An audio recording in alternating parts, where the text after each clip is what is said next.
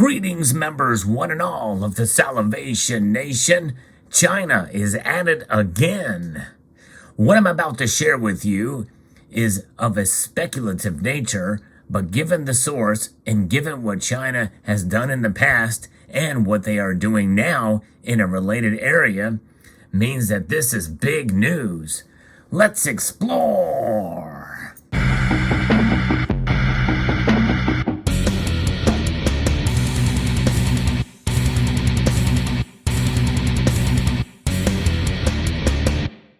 A major media outlet in China, or in the East in general, is Nikkei, and they are publishing a report here just today about what is going on in China, and especially considering that they are talking about what the World Gold Council reports with central banks' accumulation of a lot of gold in the third quarter of 2022. Central banks have been on a buying frenzy for gold, but it has been unclear which ones are responsible for most of that spending, and has fueled speculation that China is a major participant. In fact, I've even speculated as such, but nonetheless, it's likely the case. But until this story came out, I'm more and more assured that that is the case, and we probably all knew it anyway, but this is big news. Analysts believe that China, and perhaps other nations, seeing how Russia has been affected by monetary sanctions imposed by the West, must be making haste to minimize their dependency on the dollar, according to a report by Nikkei Asia. Central banks purchased a net amount of 399.3 tons of gold from July through September, an increase of more than quadruples the previous year's figures per a study published in November by the World Gold Council, which is the industry group.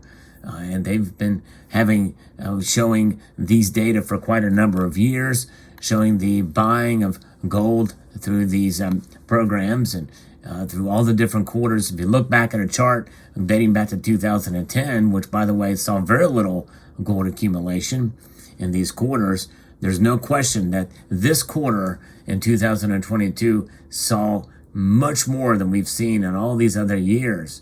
Remarkable, pretty outstanding. In fact, that quarter alone was more than what was bought for the entire year in 2017. And in 2020, which was a low year, which you can imagine why, but the most recent sum is a significant increase compared to the 186 tons recorded in the previous quarter, and the 87.7 tons recorded in the first quarter. At the same time, the year-to-date total alone exceeds any year recorded since 1967. That's remarkable. You heard me report on that as well, too, about the record amount of central bank gold buying. So when you do the numbers and figure out of the ones that we do know, including the central banks of Turkey, Uzbekistan, and India, they've announced acquisitions of 31.2 tons, and 26.1 tons for Uzbekistan and 17.5 tons for India. Notice how much Turkey's got too. They're accumulating a lot of gold. The issue is that these indicate purchases only amount to around 90 tons, which means it is unknown who purchased the approximate 300 tons that is still outstanding.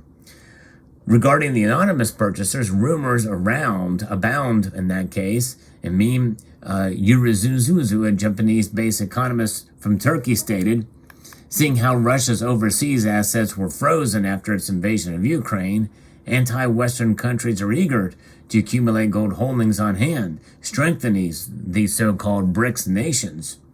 Elsewhere, market analysis Itzo Toshima said China likely bought a substantial amount of gold from Russia. In the past, China has engaged in behavior quite similar to this. After being silent since 2009 over gold holdings, Beijing shocked the market in 2015 when it disclosed that it had increased its reserves of gold by almost 600 tons. Since September 2019, there have been no reports of any activity. Now, of course, do we believe what China says about its holdings? Well, that's enough for another story or another video. But according to Toshima, the People's Bank of China almost certainly purchased a part of the gold reserves held by the Central Bank of the Russian Federation, which total more than 2,000 tons. And right now, Russia needs money, and so likely it would not surprise me if that did occur.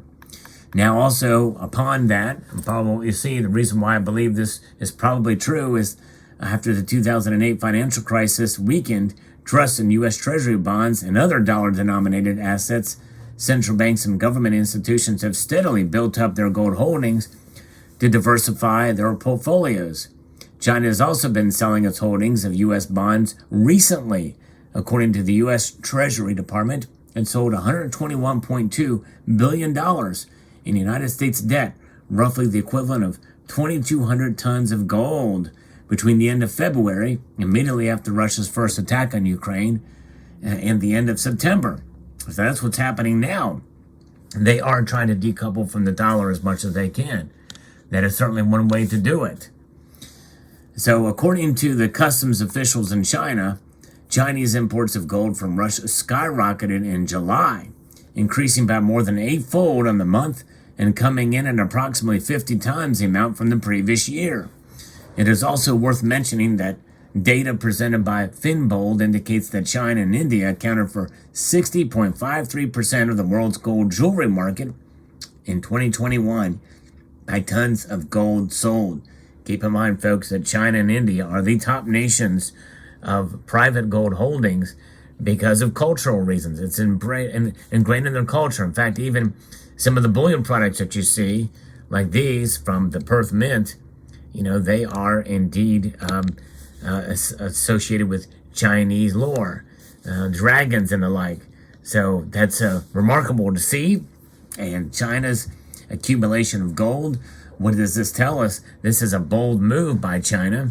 And if they continue along this path, and then very well they could see themselves potentially coming to a point where they don't need the dollar at all because they've got the gold.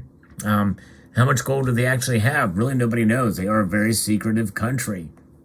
And it makes you wonder, as much as it is ingrained in their society, in their culture, it would not surprise me at all if they have an astonishing amount of official reserves that aren't on, quote, the books.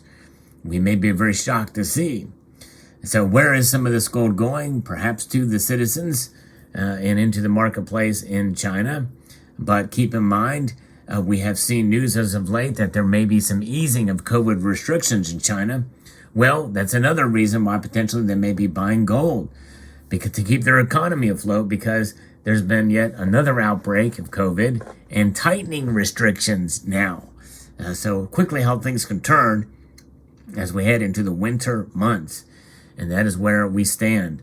But nonetheless, China and gold is always, at least to some level, will be a mystery.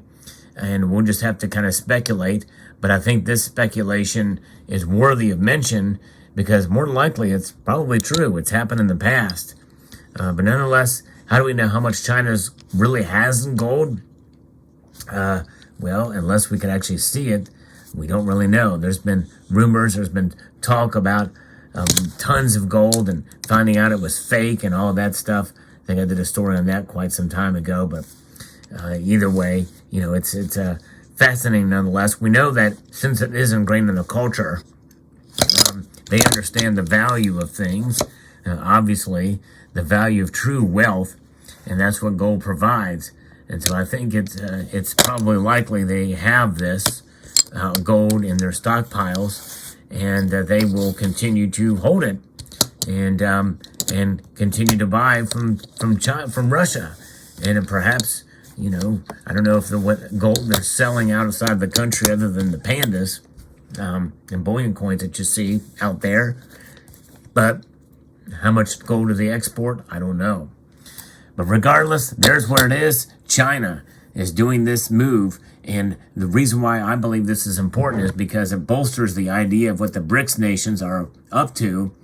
And if they can come together and come to agreement on things and trade and the like and utilize gold as a foundation of trust, that's going to be a direct competition to the United States.